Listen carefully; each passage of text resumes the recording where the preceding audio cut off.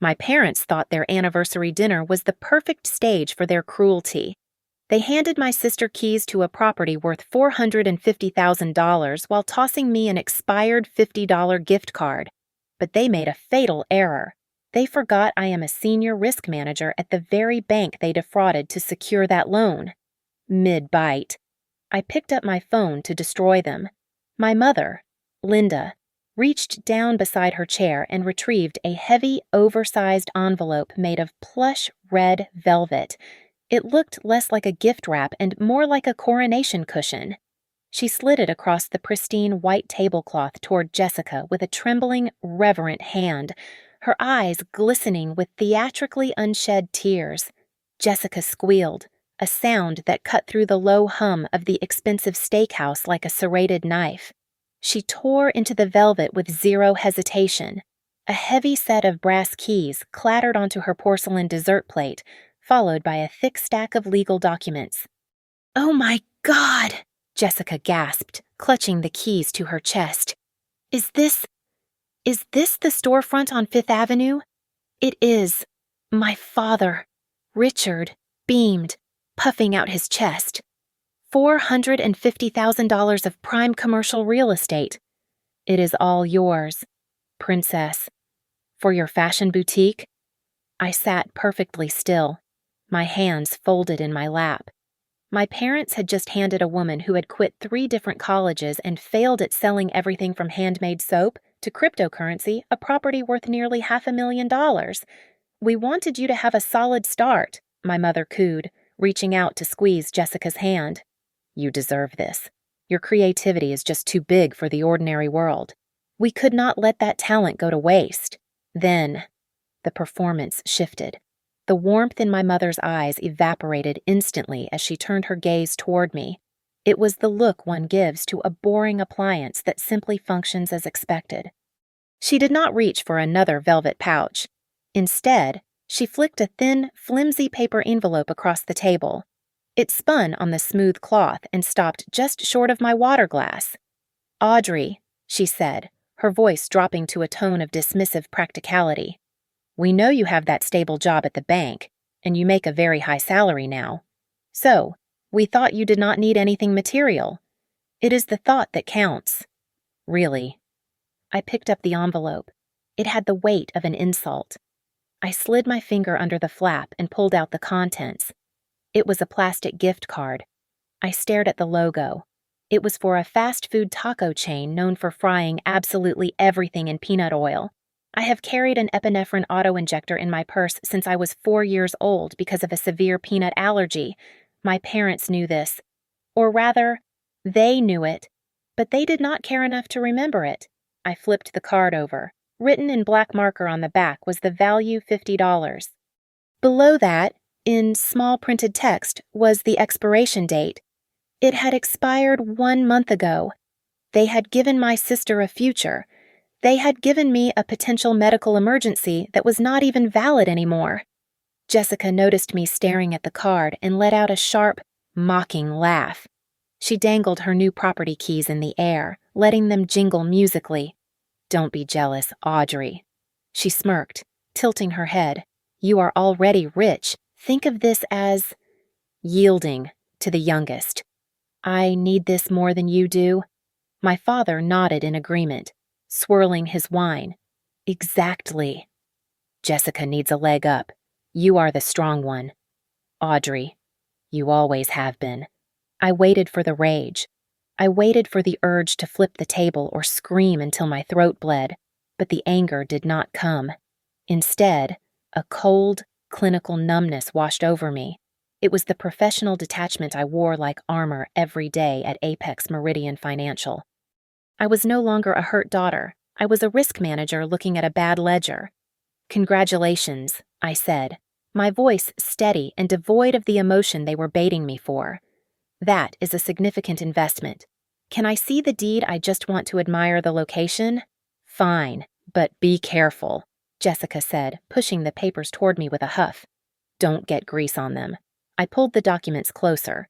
Ignoring her jab, I scanned the text, bypassing the flowery legal descriptions of the property boundaries. I was looking for the numbers. I was looking for the money. My parents were retired. Their pension was modest. There was no way they had $450,000 in liquid cash lying around. My eyes traveled to the bottom of the financing agreement, and there it was. My heart hammered a single, hard rhythm against my ribs. Stamped in the bottom right corner was a dark blue seal I saw every day of my life. It was the official credit approval stamp of Apex Meridian Financial. My parents had not just insulted me. They had taken out a massive loan from my employer to do it. And as I looked at the loan number, my mind began to race with the terrifying clarity of a forensic audit. There was absolutely no way Richard and Linda, with their debt-to-income ratio, qualified for this loan legally. The numbers simply did not add up.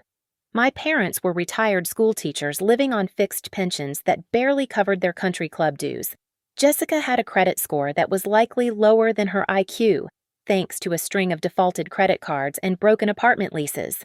There was absolutely no mathematical universe where Apex Meridian Financial would approve a commercial loan of $450,000 for these three people. Unless there was collateral. Massive collateral. "I need to use the ladies' room," I said, standing up abruptly. My legs felt steady, but my mind was racing at 100 miles per hour. "Don't take too long," Jessica chirped, already tapping away on her phone, probably posting a photo of her new keys. "We are ordering champagne next." I walked out of the dining room, but I did not go to the restroom. Instead, I found a secluded alcove in the hotel lobby, hidden behind a large potted fern. I pulled my iPad out of my oversized tote bag. My hands moved with the practiced speed of a pianist as I connected to the bank's secure VPN. A few seconds later, the familiar blue dashboard of the Apex Meridian internal risk management system filled the screen. I typed in the loan reference number I had memorized from the document on the table, 7734L. The file loaded instantly. I scanned the summary page, and the blood drained from my face, leaving me cold and vibrating with shock. The loan was not unsecured. It was fully collateralized against real estate. Specifically, against 124 Maple Drive. My parents' house, the house that I co-owned, the house that I had paid off 5 years ago with my own bonuses to save them from foreclosure. My name was on that deed. By law, that property could not be leveraged for a dime without my explicit notarized consent. I scrolled down to the Documents tab. There was a file labeled Co-Owner Authorization Form. I tapped it, and a PDF opened. I stared at the screen, my breath catching in my throat. There, on the bottom line, was my signature, or rather, a grotesque mockery of it. It was shaky, the loops of the A and Y too wide, mimicking the way I signed birthday cards when I was 12. Not the sharp, professional signature I used on legal documents today.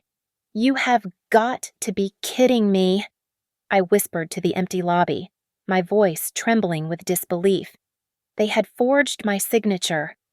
My own parents had committed a federal crime, risking my credit, my asset, and my professional reputation, just to buy a playground for their golden child.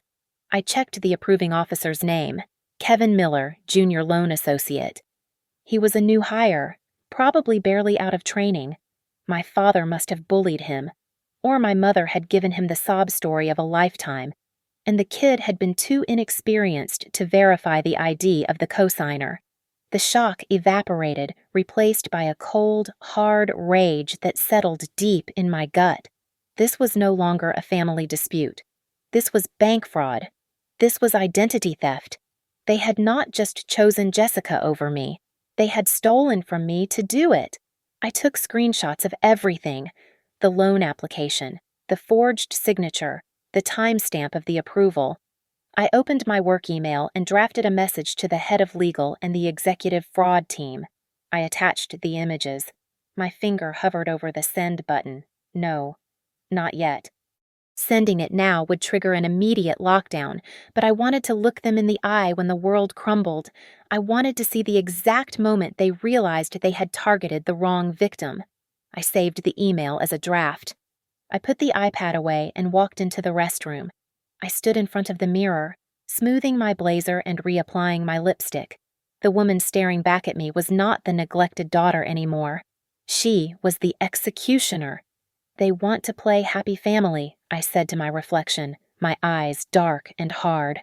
Fine. I will give them an ending they will never forget. I slid back into my seat, smoothing my napkin over my lap with deliberate slowness. I picked up the heavy bottle of Cabernet Sauvignon and leaned across the table. "This calls for a real celebration," I said, my voice bright and airy, masking the venom coiling in my throat. "Let's top everyone off." I filled my father's glass until the dark red liquid threatened to spill over the rim. Then I poured a generous amount for my mother. They exchanged a glance, surprised by my sudden shift in mood, but they took the bait. They drank. They relaxed. They thought the storm had passed, unaware they were currently sitting in the eye of a hurricane. "It really is a beautiful location," I said, gesturing to the brochure Jessica was still fawning over. "But I am just so curious. I know how brutal the underwriting process is for commercial loans right now, especially for $450,000. How on earth did you manage the income verification? I thought the pension funds were tight this year." My father, emboldened by the wine and the thrill of his own perceived generosity, waved a dismissive hand. "Oh, you know me. Audrey, I have connections. I walked in there and told them who I was. The family name still carries weight at Apex Meridian, even if you are just a manager there." "Just a manager," I repeated, keeping my smile fixed like a mask. "Right." "Of course," Jessica chimed in, rolling her eyes as she sipped her champagne. "See, you always think you are the only one who knows how the world works. Mom and Dad handled it perfectly. They didn't need you to swoop in and save the day this time." "I am genuinely impressed," I said, locking eyes with my mother. "But there is one thing that confuses me. The house on Maple Drive is the collateral." "Right. I am a co-owner on that deed. Usually, the bank would require the signature of all owners to approve a lien like that." "Did they not ask for me?" The air at the table shifted instantly. My mother's glass paused halfway to her lips. Her eyes darted to my father, then back to her plate. "Oh, well," she stammered, offering a nervous, tight-lipped smile. They said this was a special case. Since your father is the head of the household, they said his signature was sufficient. They didn't want to bother you with all that red tape." I felt a cold thrill run down my spine.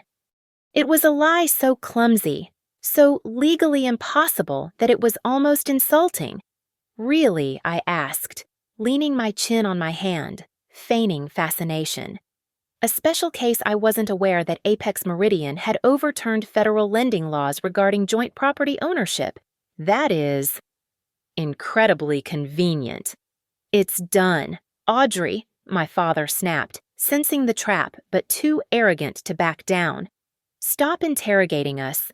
We wanted to help your sister. I am just thinking about the repayment." I pressed on, my voice dropping to a whisper. "The interest rate on a commercial loan like that must be high. If the boutique doesn't make a profit immediately, how will you cover the monthly payments? That is nearly $3,000 a month?" Jessica scoffed, tossing her hair back. She looked at me with pure contempt, the look of someone who has never faced a consequence in her life. "You are such a pessimist. The store is going to be a gold mine," she declared. "And even if it takes a while, who cares? Mom and Dad said if it gets too hard, we will just sell the house to pay it off. Whatever. It's just a house." The world seemed to stop. Just a house. It was the house I had saved, the house I had paid for, the roof over their heads that I had secured with my own sweat and blood, and they were willing to sell it to liquidate my asset to cover her inevitable failure. "Sell the house," I repeated flatly. "Yeah, sell it," Jessica said, biting into a piece of steak. "So stop worrying. It is not your problem." She was right. It wasn't my problem anymore. It was about to be a felony case. The last thread of loyalty I held for them snapped, loud and final, in the silence of my mind. Jessica continued to ramble on, oblivious to the shift in atmospheric pressure at the table. She was currently detailing how she planned to gut the interior of the new property, a renovation that sounded like it would cost another $100,000 minimum. "I hate those industrial ceilings," she said, waving a fork loaded with truffle mac and cheese. "I want to install imported Italian chandeliers. Mom said we could probably tap into the home equity line of credit if I need extra cash for the decor." "Right." "Of course, sweetie," my mother said, though her voice sounded thinner now, her eyes darting nervously toward me. "Whatever you need to make it perfect." I reached into my blazer pocket and retrieved the $50 gift card. I placed it gently in the center of the table, right between the crystal salt shaker and the bread basket. With a single finger, I spun it. The plastic made a dry, scraping sound against the tablecloth as it rotated, a cheap piece of junk amidst the fine dining.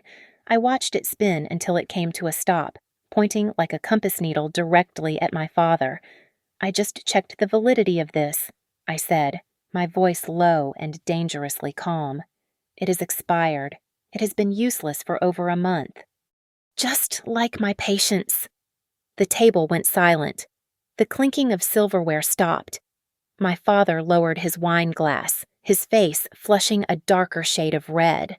"What is that supposed to mean?" Richard snapped, his eyebrows knitting together. "What is with this attitude?" "Audrey, you have been sulking all night. Don't you dare ruin this day for your sister." "A happy day," I repeated, looking him dead in the eye. "Is that what this is? The day you forged your eldest daughter's signature to steal joint property so you could buy a participation trophy for your youngest, and then you threw this piece of trash at me to keep me quiet." The accusation hung in the air like smoke. My father's mouth opened, then closed. Jessica slammed her hands down on the table and stood up, her chair screeching backward against the floor. "You are such a liar," she screamed, her face twisting into an ugly mask of entitlement. "You are just jealous because they love me more. Mom and Dad would never forge anything. Take it back." "Sit down, Jessica," I said, not even looking at her. My gaze remained locked on my parents. My mother, Linda, had gone pale. She looked like she was about to be sick. She reached out, trying to cover my hand with hers, but I pulled away sharply as if she were contagious. "Audrey, please," Linda whispered, her voice trembling. "Lower your voice. People are looking at us. This is a family matter. We can discuss this when we get home. Please, just stop." "Home." I laughed, a dry, humorless sound. "You mean the house you just leveraged without my consent? The house that is currently risking foreclosure if Jessica sells one less scented candle than projected." "I said lower your voice," my father hissed, leaning in aggressively. "You are embarrassing us. We did what we had to do as parents. You have plenty of money. You wouldn't have missed the equity. We were going to pay it back before you even noticed." "So, you admit it." I said. "You admit you stole it." "We borrowed it," he roared, forgetting his own rule about keeping quiet. "Audrey, stop this madness," my mother pleaded, looking around at the other diners who were now openly staring. "Let's just pay the bill and go home. We can talk about this in the living room like a family." I shook my head slowly. The old Audrey would have folded. The old Audrey would have gone back to that house, listened to their excuses, and eventually forgiven them because she was desperate for their love. But that Audrey died the moment I saw that forged signature.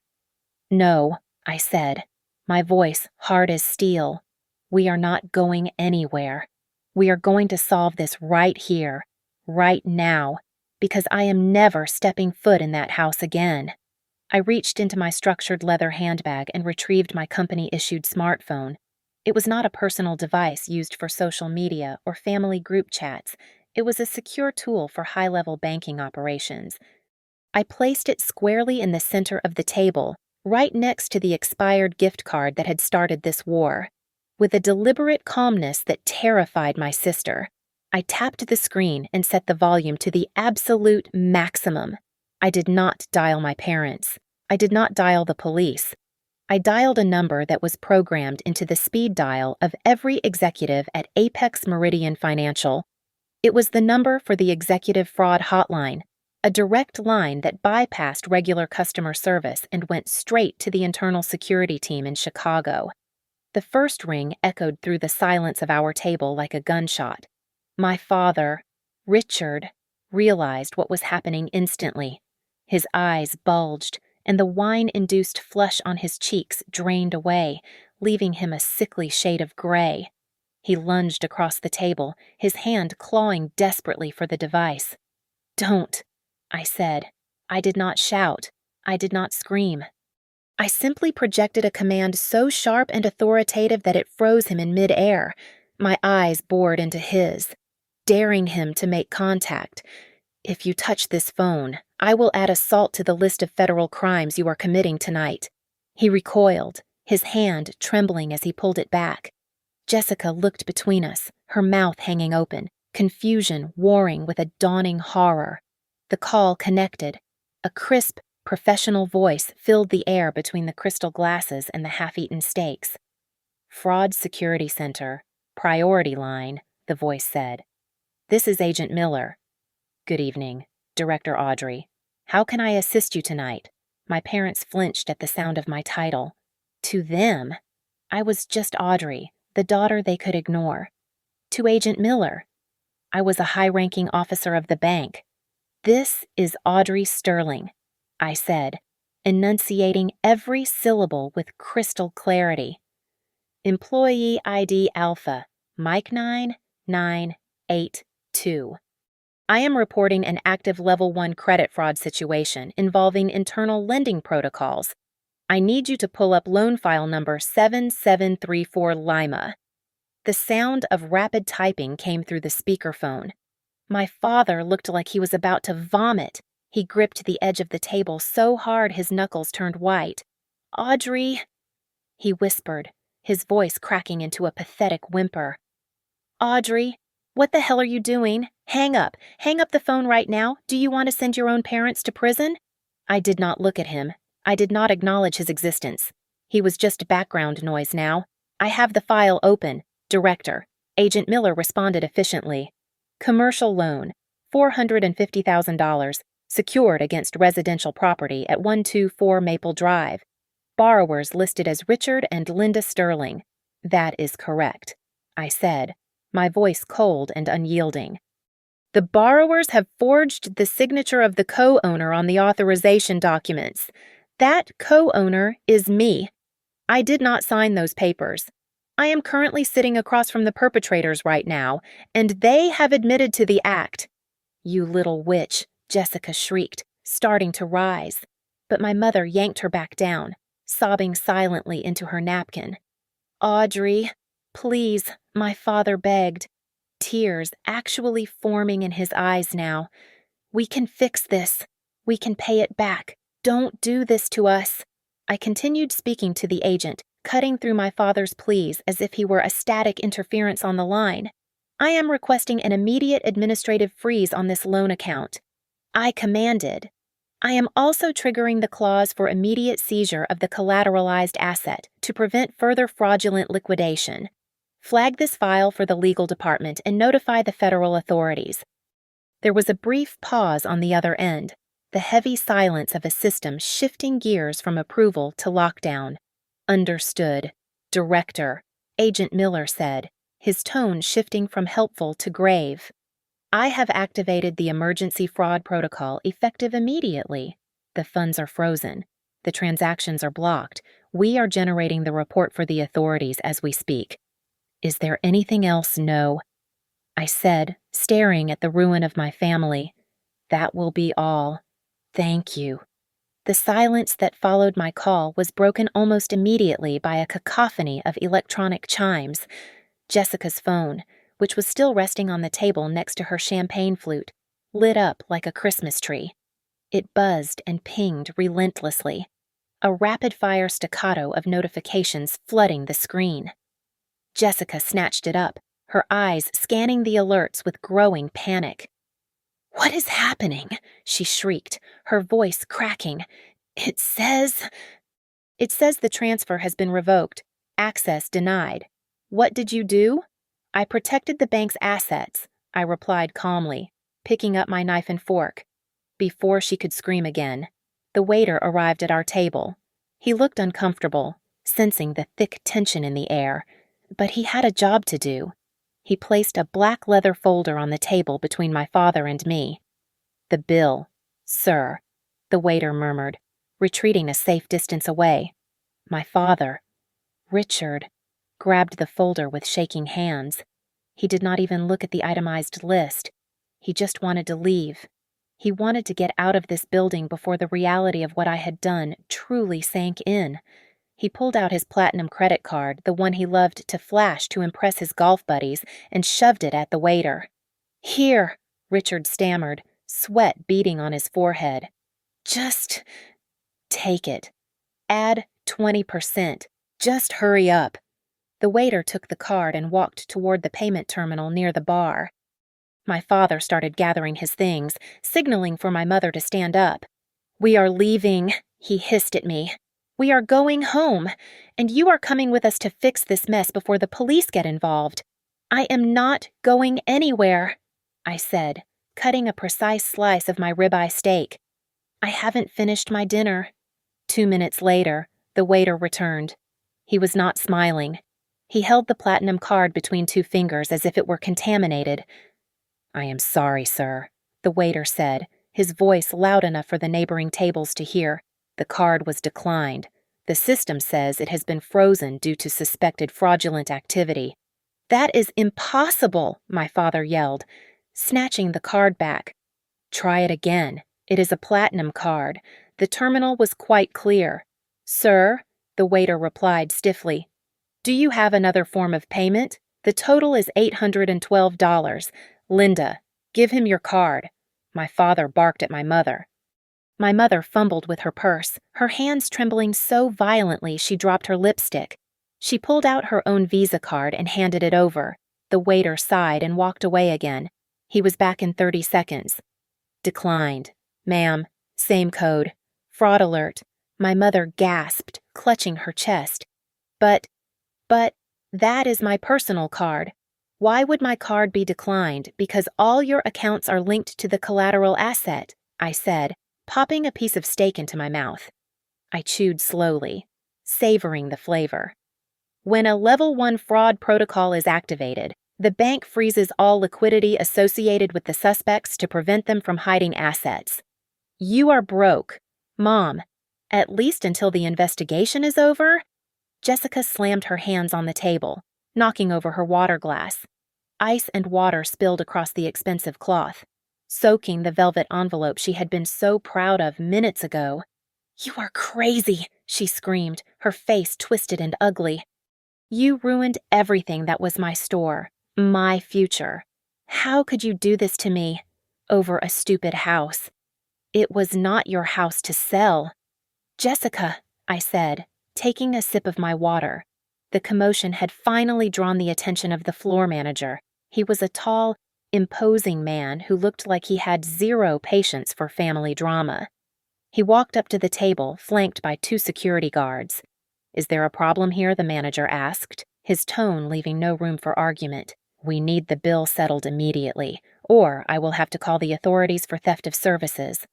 My parents looked at the manager, then at the bill, and finally, they turned their desperate eyes to me. The arrogance was gone. The pride was gone. All that was left was pathetic begging. "Audrey," my mother wept, reaching out to grab my sleeve. "Please, we don't have access to our money right now. Please, just pay the bill. We are sorry. We will talk about everything. Just don't let them arrest us here." "Yeah, Audrey, come on," my father muttered, unable to meet my eyes. "Be reasonable. $800 is nothing to you." I looked at them. I looked at the fear in their eyes. For years, I would have given anything to be the hero, to be the one they relied on. But tonight, I felt nothing but disgust. I wiped my mouth with the linen napkin and placed it gently on the table. I would love to help, I said, my voice dripping with false sympathy. But you guys made it very clear earlier that I don't need to be involved in financial matters. I reached out and picked up the $50 gift card from the center of the table. I held it out to my father. What a shame. I smiled, dropping the card onto his empty plate. I only have this. It is expired. But hey, it is the thought that counts. Right. You guys can use it. I stood up, adjusting the strap of my designer handbag on my shoulder. The chair scraped against the hardwood floor, a final punctuation mark to my dinner. I looked down at the three of them, my father, sweating and pale, my mother, weeping into a linen napkin, and Jessica, looking like a child whose balloon had just popped. They looked small. They looked pathetic. For the first time in my life, I felt absolutely no desire to make them feel better. Oh, and one more thing, I said, my voice cutting through their localized chaos like a scalpel. I forgot to mention a crucial detail. Since this fraud involves a senior risk manager and internal bank protocols, Apex Meridian does not just handle this in civil court. We are required by federal law to file criminal charges. This is now a federal investigation.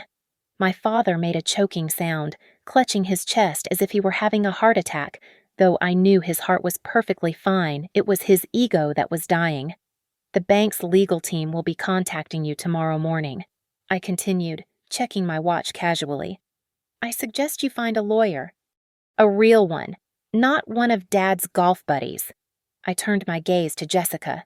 She was still clutching her phone, staring at the screen that displayed her revoked access. And you, little sister, I said, offering her a cold, thin smile.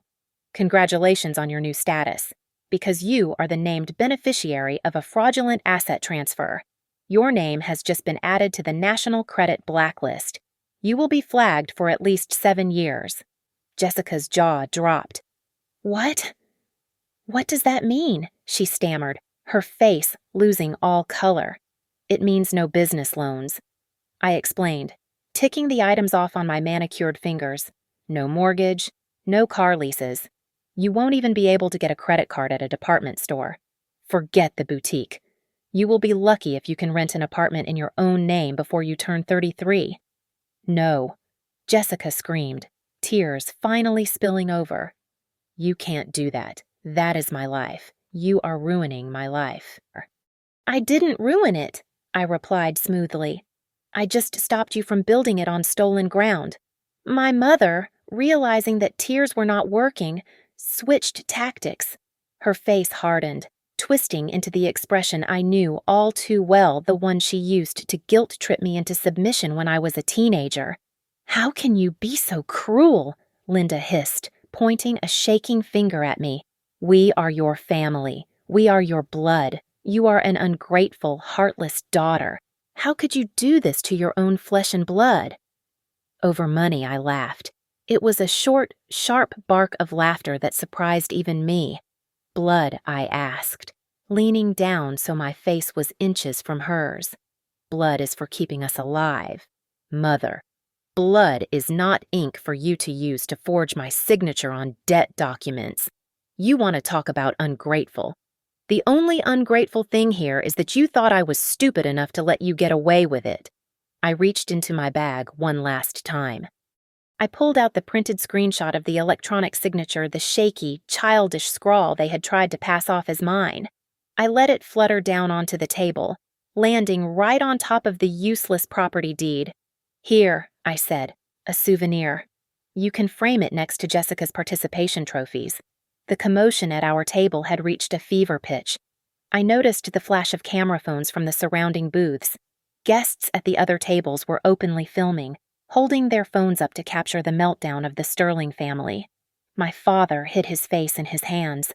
Jessica was wailing loudly, looking around for sympathy that wasn't there. Smile, I whispered to them. You wanted to be the center of attention. Now you are viral. I turned on my heel and walked toward the exit. Behind me, I heard Jessica scream my name. followed by the sound of breaking glass, probably another champagne flute hitting the floor. I did not flinch. I did not pause.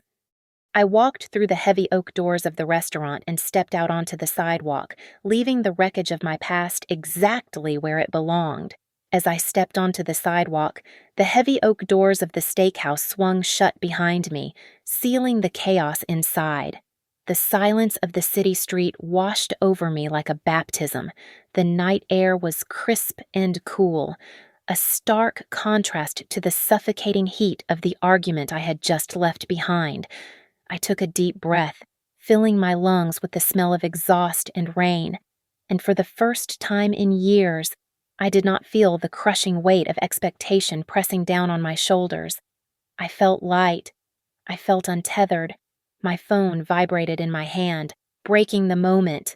I glanced at the screen. It was not my parents'. It was a number with the internal prefix of the bank. I slid the bar to answer. "This is Audrey," I said, my voice steady. "Audrey, this is Marcus, Director of Legal." A deep, gravelly voice replied. "I just received the priority flag from the fraud center. I reviewed the preliminary packet you sent over." I stopped walking, leaning against a brick wall under the glow of a street lamp. "And you are in the clear," Marcus said firmly. Reporting this immediately was the only move. If you had waited even 24 hours, we would have had to investigate you for collusion, but the timestamp on your report, combined with the obvious discrepancy in the signature, exonerates you completely. We are filing the formal affidavit with the authorities tomorrow morning. "Thank you, Marcus," I exhaled, the last knot of tension in my neck releasing. "I just wanted to do it by the book. You did good." "Audrey, go home. We will handle the sharks." I hung up and immediately dialed another number. This time, it was a 24-hour locksmith service.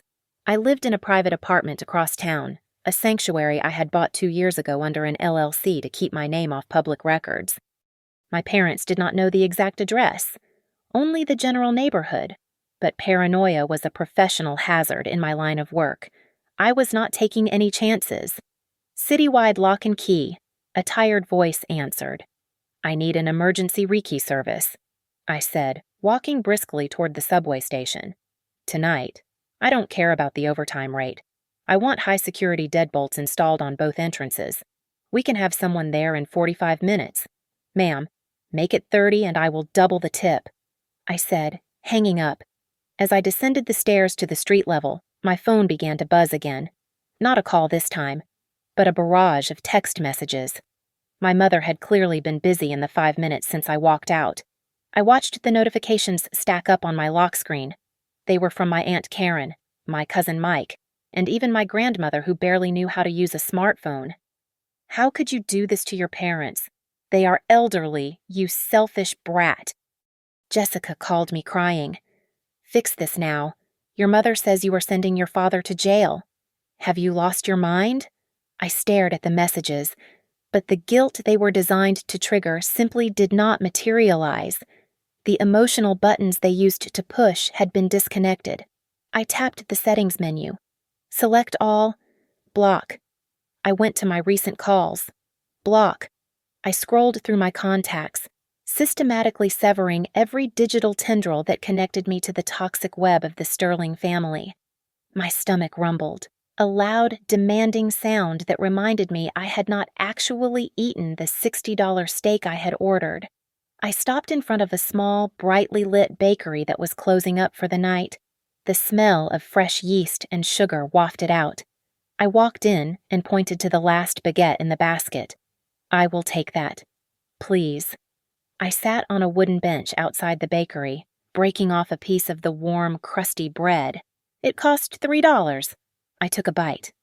It was plain, simple, and utterly delicious. It tasted better than the filet mignon, better than the vintage wine, because it was bought with money that was entirely mine, eaten in a silence that I controlled.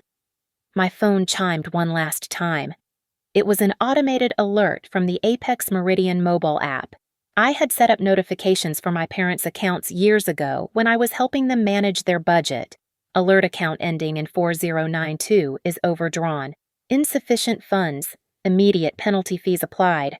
The bank had moved fast. The clawback had begun. They had likely drained the checking account to cover the initial processing fees for the fraud investigation. My parents were currently standing in that restaurant with zero purchasing power. In the distance, the wail of a siren cut through the night. Blue and red lights bounced off the glass windows of the skyscrapers as a police cruiser sped past me, heading in the direction of the steakhouse. They were likely responding to a call about theft of services or a public disturbance. I did not turn my head. I did not look back to see if the cruiser stopped at the restaurant.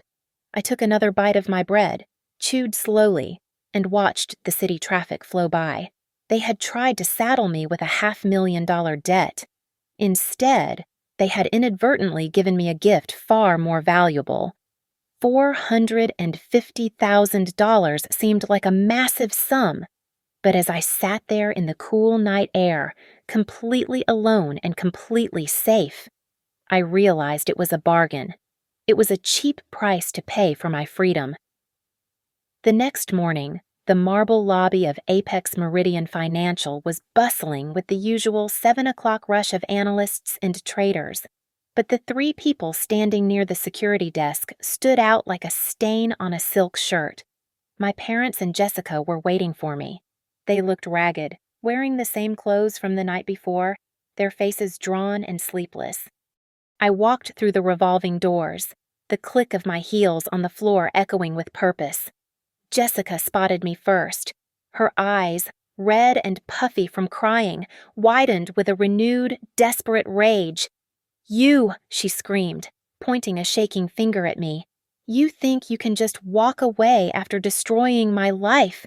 She lunged at me, her hands curled into claws, intending to do what she had always done when we were children, physically bully me into submission. But we were not in the backyard anymore. We were in my territory. 2 large security officers, whom I had briefed the moment I woke up, stepped forward in unison.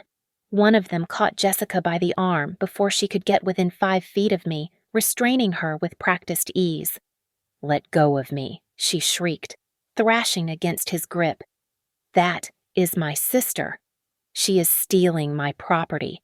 My father, Richard, stepped forward, looking older and frailer than I had ever seen him. He tried to summon his old authority, but his voice wavered. "Audrey, tell them to unhand her," he demanded, though his eyes darted nervously around the lobby. "We need to talk. You are going to withdraw that report. You are going to tell the bank it was a misunderstanding."